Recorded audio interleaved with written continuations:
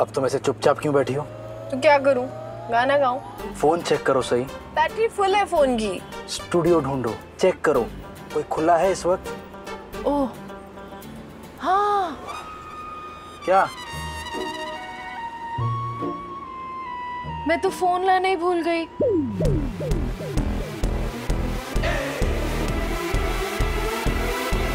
पता है सही, जब कभी मैं राइटर बनूंगा और तुम्हारी आत्मकथा लिखूंगा, उसका टाइटल होगा कभी अक्खड़ कभी भुलक्कड़।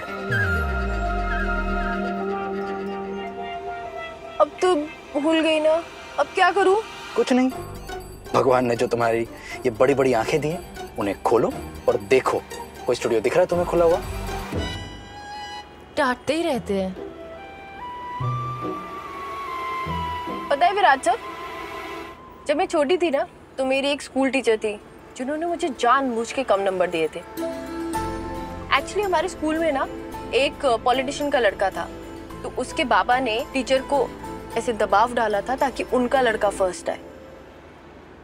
जैसे ही मेरे आबा को पता चला ना कि उनकी बेटी के साथ ये नाइंसाफी हुई है, आबा सीधे स्कूल पहुंच गए और उस टीचर को इतना डांटा कि क्या बताऊं, पूरा स्कूल सिर पे चढ़ा लिया ताकि उनकी बेटी को इंसाफ मिले। और फिर टीचर को मेरे नंबर बढ़ाने पड़े और मैं हर बार की तरह फर्स्ट आ गई। आप मुझे बताएंगी, ये स्टूडियो ढूंढते ढूंढते तुम्हें ये सब बातें कहाँ से याद आ गई? तो ढूंढो ना। आज आपने भी आबा की तरह मेरे लिए आवाज उठाई तो आबा की याद आ गई।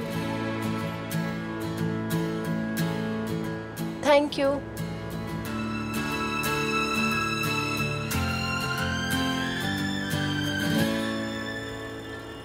पर सही, मुझे तो बहुत डर लग रहा है। डर?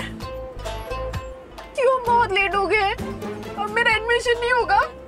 नहीं, तुम्हारे फोटो के बारे में सोच सोच के डर लग रहा है। क्यों? ये जो रो रो के तुमने अपनी बड़ी बड़ी आंखें लाल कर ली हैं, अब वो ऐसी लगेंगी जैसे किसी सूजी हुई आंखों वाली मेंढक की है।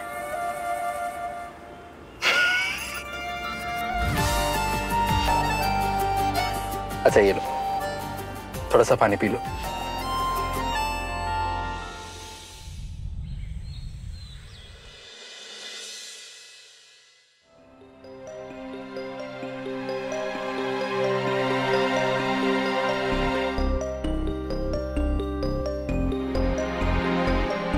सही जोशी, गढ़चिरौली जैसे छोटे से डिस्ट्रिक्ट में रहकर भी तुमने एंट्रेंस एग्जाम में इतना अच्छा रैंक हासिल किया है।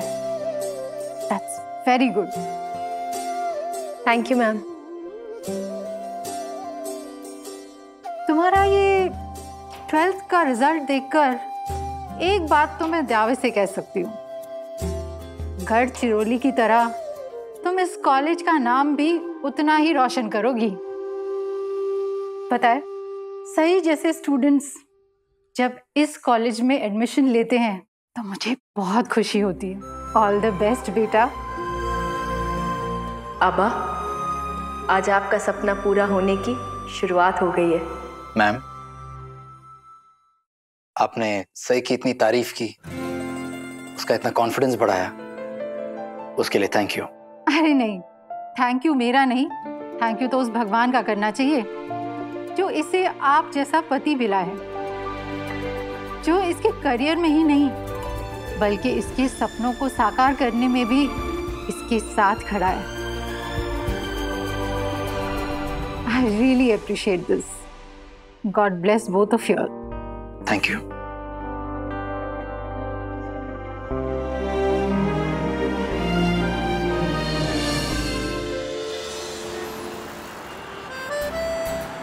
पापा थैंक यू सो मच, सब अच्छे से हो गया।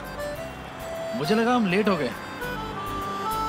सही, मैंने ना गाड़ी उस तरफ पार्क की है, रास्ता क्रॉस करके जाना पड़ेगा, ध्यान से करना। घर चलते हैं, लेट हो रहे हैं। सही सुनो, मैं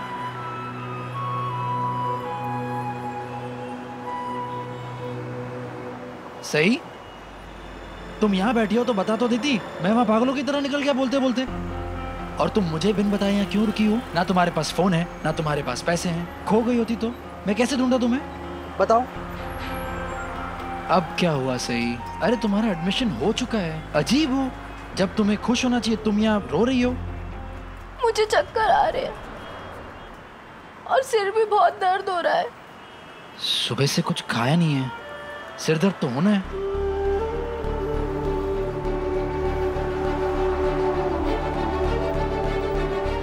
मैं अभी आया, प्लीज यहाँ से कहीं जाना मत। लेकिन आप कहाँ?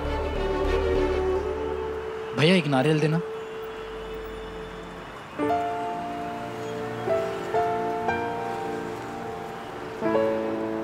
ये लो, अभी ये पी लो, थोड़ी देर अच्छा लगेगा।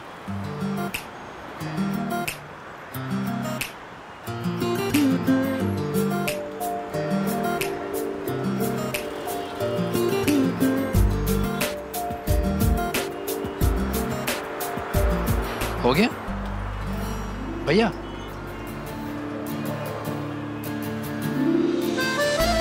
घर लौटने से पहले रास्ते में कुछ खा लेंगे, ठीक है? चलो।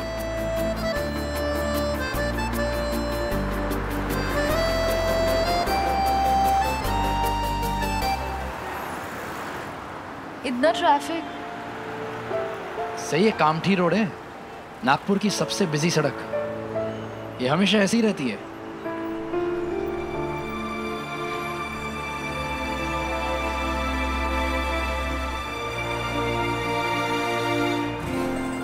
तुम अगर चाहो तो मेरा हाथ पकड़ के क्रॉस कर सकती हो।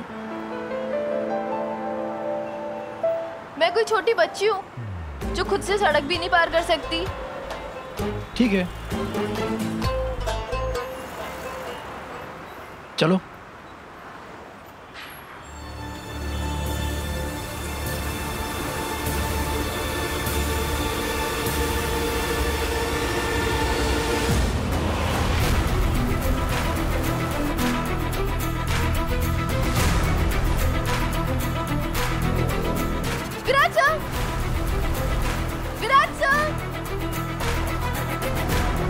आज लंच में कुछ अच्छा सा खाएंगे। यहीं पास में एक रेस्टोरेंट है, बहुत कमाल के रिव्यू सुने उसके। अब जब फाइनली तुम्हारा एडमिशन हो गया, एक छोटी पार्टी तो बनती है। बताओ, पार्टी करनी है या नहीं? बोलो सही।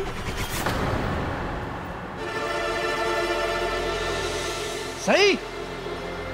विराट साहब, विराट साहब,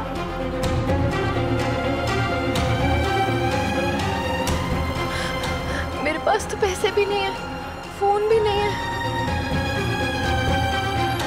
सही। विराट साहब, मुझे छोड़ के कहाँ चले गए? सही। सही।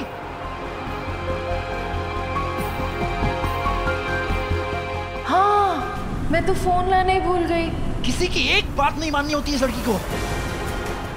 कहा था हाथ पकड़ के चले मेरा। मुझे किसी भी तरह घर पहुंचना होगा, लेकिन कैसे? ना घर का एड्रेस पता है, ना कोई निशानी। पता नहीं कहाँ होगी। सही।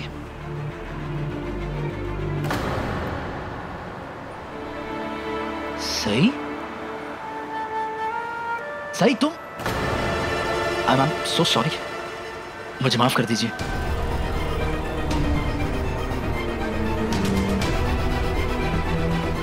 कहाँ जा सकती है सही? इस जगह के बारे में कुछ जानती भी नहीं है वो।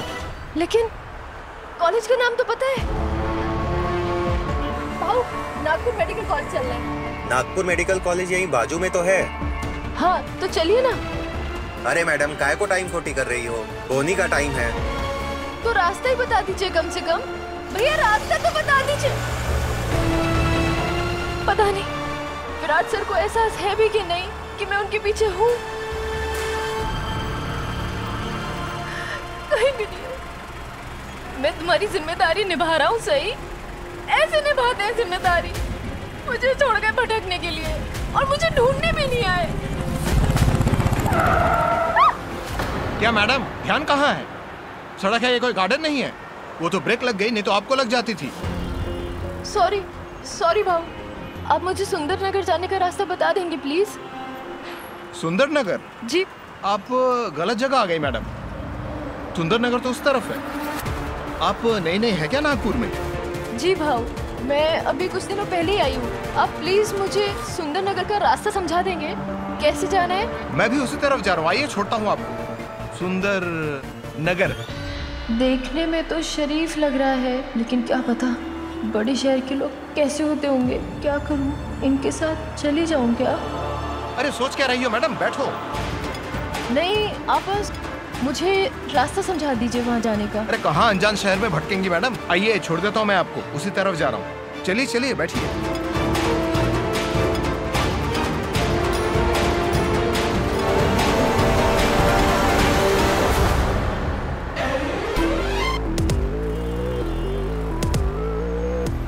ओ भाऊ, कौन तू? इस अकेली लड़की को देख के परेशान कर रहा है क्या?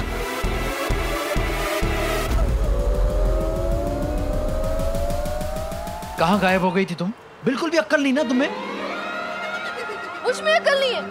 आप मुझे छोड़ के कहाँ चले गए थे? आप नहीं जानते इस शहर में मैं नहीं हूँ, फिर क्यों छोड़ के गए मुझे?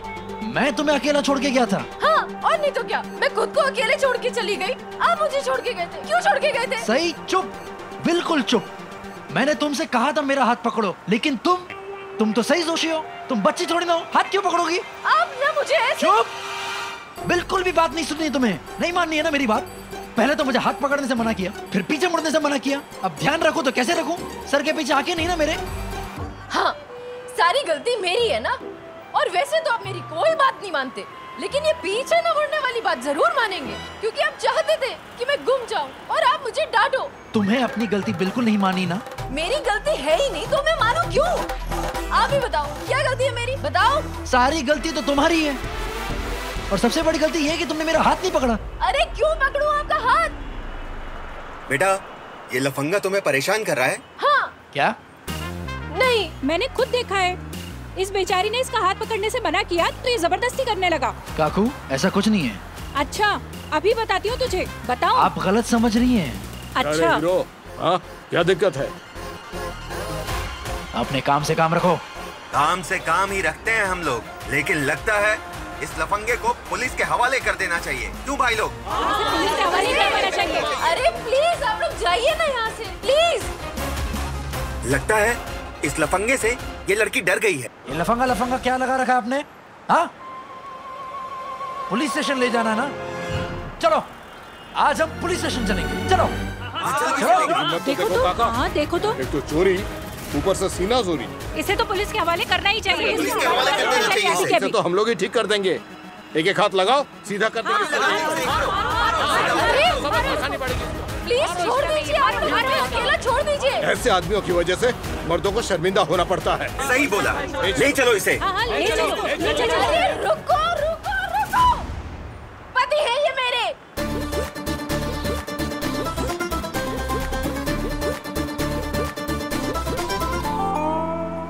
और ये पति पत्नी का निजी मामला है, आप लोग जाइए यहाँ से। निजी मामला है तो घर की चार दीवारी में निपटाओ ना। यह सड़क पे बखेड़ा क्यों खड़ा कर रही हो? क्या जमाना आ गया है, किसी की भलाई करने से पहले 100 बार सोचना चाहिए हमें। अजीब लोग हैं इस शहर के, कितना समय है इनके पास, बार बार हमें परेशान करने आ जाते हैं। अरे इतना कुछ हो गया और आपको हंसी आ रही है? बत्ती से फाड़ के क्या हंस रहे हैं? मेरा गुम जाना आपको मजाक लग रहा है ना? नहीं सही, तुम्हें एहसास भी है इस सारे झमेले में तुमने मुझे क्या बुलाया? तुमने मुझे वो एक ऐसे नाम से पुकारा है जो तुम मुझे मानती ही नहीं हो। सही, तुमने मुझे पति बुलाया है।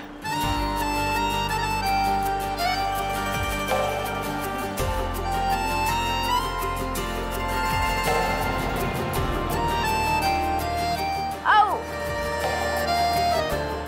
अरे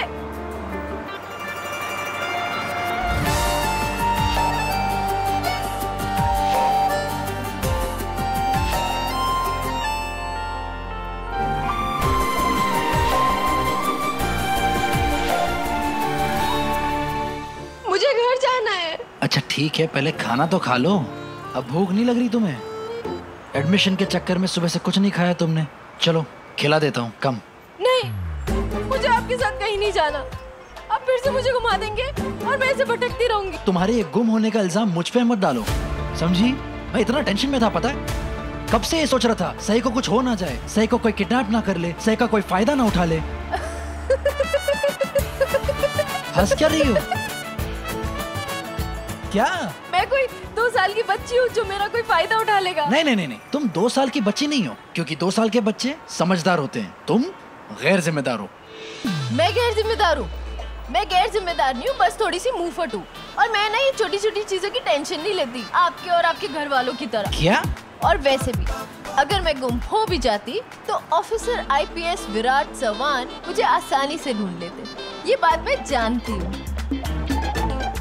तुम्हें ढूंढ तो मैं हर कीमत पे लेता, पर सही जब तक तुम मुझे ना मिलती ना, तब तक तुम्हारे ना मिलने का डर, तुम्हारे साथ कुछ गलत हो जाने का डर, वो मुझे चैन से रहने नहीं देता। घुटता रहता मैं अंदर।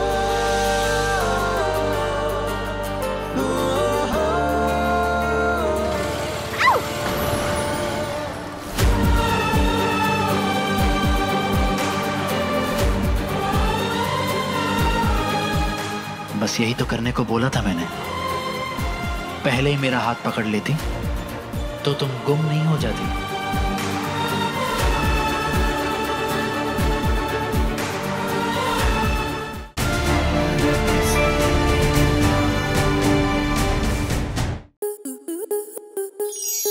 स्टार प्लस के ऐसे ही और बेहतरीन लम्हे देखने के लिए सब्सक्राइब करें हमारे YouTube चैनल को।